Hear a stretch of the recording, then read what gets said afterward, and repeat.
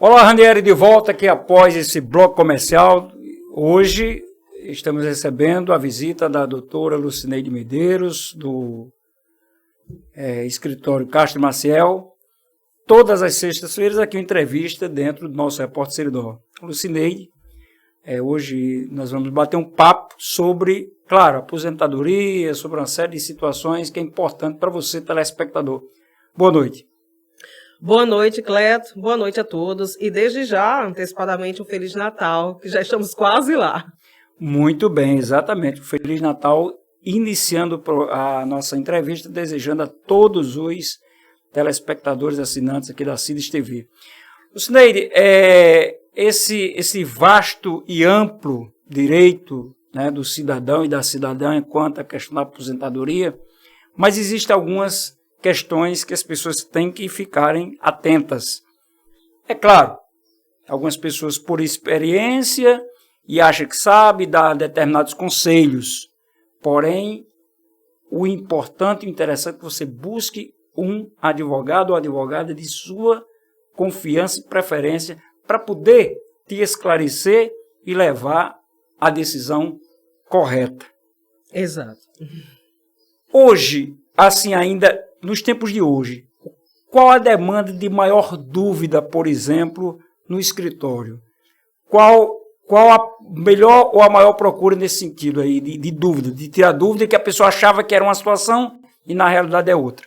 Olha, Cleton, uma das dúvidas frequentes e que nós nos pegamos com muitos casos, que inclusive às vezes nem podemos fazer nada como juristas ou como advogados, são aquelas pessoas que pensam que têm um direito quando o cônjuge falece e não tem esse direito em virtude de uma falta de informação. Por exemplo, os regimes de casamento, que eu atuo na área de família, eles influenciam muito nessa questão da herança.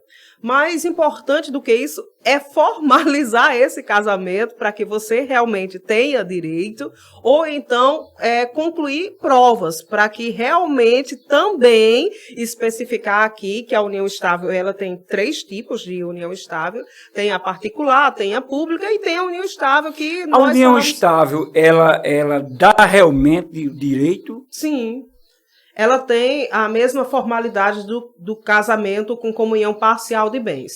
E aí, para voltar um pouco a essa demanda, justamente, que muitas pessoas não sabem, primeiro, se a pessoa viver em união estável, ela vai ter direito, sim, à pensão por morte. Agora, se caso a outra pessoa, o cônjuge falecido, pagava o INSS, ou era, por exemplo, um segurado especial agricultor, então, essas pessoas, às vezes, pensam o seguinte, não pagam, né? E aí a pessoa falece, chegam lá ao escritório querendo saber se tem direito a uma pensão por morte. Certo. Aí, infelizmente, essas pessoas ficam desassistidas, não só para com os seus companheiros, ou esposos ou esposas, mas também para com os filhos, que não vão ter direito de receber aquela pensão por morte que estabelece a idade de até 21 anos. E nesse aspecto, a gente é bom salientar a importância de se manter regularizado com a Previdência, pagando, se não formalizado através de uma empresa, mas como segurado facultativo, como segurado individual, porque aqueles segurados agricultores, eles não precisam pagar da mesma forma que nós, comuns, precisamos. Eles têm um outro tipo de pagamento que não precisa ser em dinheiro, ou seja, em pecúnia. Agora, lembrei de uma telespectadora, inclusive, que me perguntou e eu disse, olha, eu não sou a melhor pessoa para orientar, a melhor pessoa é o advogado, né? O advogado é que trabalha na área. Também não é qualquer advogado que vai saber orientar, tem que saber, porque cada um tem a sua especialidade. Isso, né? Isso é como qualquer outra profissão. Qualquer um pode ser clínico geral, mas não vai atingir da mesma forma. Não tem como. Então, assim, a dúvida. A cidadã, ela me disse o seguinte, olha, ela tem uma convivência há mais de 15 anos com outra pessoa. Convive mesmo, na mesma casa, tal. Só que essa pessoa ainda está casada no civil com outra pessoa. Não houve, portanto, a separação de a separação de... Me diga nessa situação. Essa situação, ela pode existir. Por exemplo, você é casado oficialmente com uma pessoa, mas você separa dela de fato e não de direito. algumas coisas vão respingar nisso aí. Por quê? Aquela pessoa não fez ainda o divórcio que deveria fazer para separar tudo. Inclusive a questão dos bens, que isso também vai depender do regime de casamento.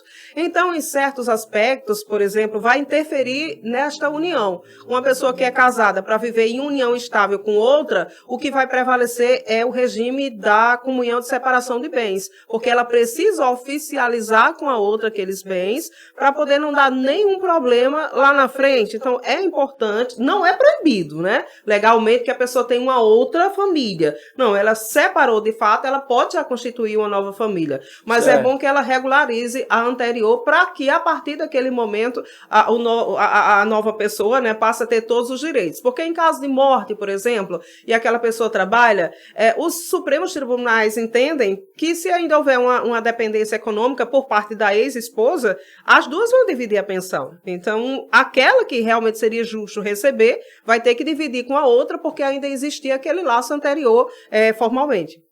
E enquanto mais bem constituído durante... Sim, aí vem uma outra pergunta, me lembrei agora. E com a primeira situação lá, que a pessoa esteve casada durante aquele período, 10, 15 anos, sei lá, com uma pessoa lá. E foi constituído ali bens, né? Vários bens. Houve a separação, não de fato. Aí depois essa situação de comunhão de bens, né? Sim. Não, no regime que a pessoa está não é casada oficialmente, mas está convivendo. Isso. E a partir daí houve um outro ganho também relativamente importante de bens. Isso vai influir na hora de decisões judiciais? Não, esses bens que foram constituídos posteriormente, anterior, né, a Sim. relação, a outra mulher vai ter direito, mas a segunda não. Agora, os bens que vão ser constituídos com aquela nova esposa, ela passa a ter direito àqueles bens, a outra não. Uma não vai ter direito aos bens da outra, mas vai dar uma confusão em caso de morte, né? Porque aí passa para a questão de herança. E aí é que é mais complexo, a questão da herança, porque vai influenciar o regime de casamento. Se a pessoa é casada com comunhão parcial de bens, Cleto, vai valer a partir daquela data. Eu me casei a partir de hoje, eu só vou ter direito a partir daquela data que passei a conviver com aquela pessoa. Mas se a pessoa é casada com a outra em regime de comunhão universal de bens, aquela pessoa passa a ter direito o que era de antes e o que é de depois. E já a união estável, ela tem a mesma equivalência do regime de comunhão parcial de bens oficial. Então, passa a valer aquele regime que é a partir da data que se escolhe conviver com o outro. Pois tá bom, tem mais algum outro assunto que a gente pudesse tratar nessa véspera, praticamente véspera de Natal? Não, essa questão de herança é uma questão bem ampla e bem complexa. Se a gente for conversar aqui até amanhã de manhã, não dá conta. Mas em outras ocasiões nós vamos falar sobre essa questão de herança para estabelecer isso, né? E só deixar claro que as pessoas paguem também, se quiserem pagar o INSS, que isso vai trazer para elas uma consequência boa em caso de pedir um auxílio-doença, né? Que elas vão ficar assistidas. E desejar, né, mais uma vez, um Feliz Natal, que nós tenhamos muita paz, muita saúde e confraternizem, que viver em união é o melhor presente de Deus.